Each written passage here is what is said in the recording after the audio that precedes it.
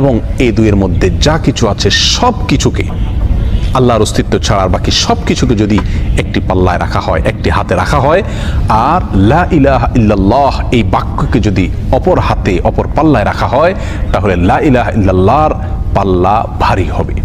এত ওয়েটফুল এই আমল, এত ওজনী এই আমল, এই জিকির। অর্থাৎ আল্লাহ সুবহানাহু ওয়া তাআলা মুসা আলাইহিস সালামকে যে বার্তা দিলেন সেটি হলো লা ইলাহা ইল্লাল্লাহর চাইতে ওজনী, এর চাইতে ওয়েটফুল, এর চাইতে ভারী, এর চাইতে শ্রেষ্ঠ, এর চাইতে মর্যাদাপূর্ণ কোনো জিকির আল্লাহর জমিনে আর নাই।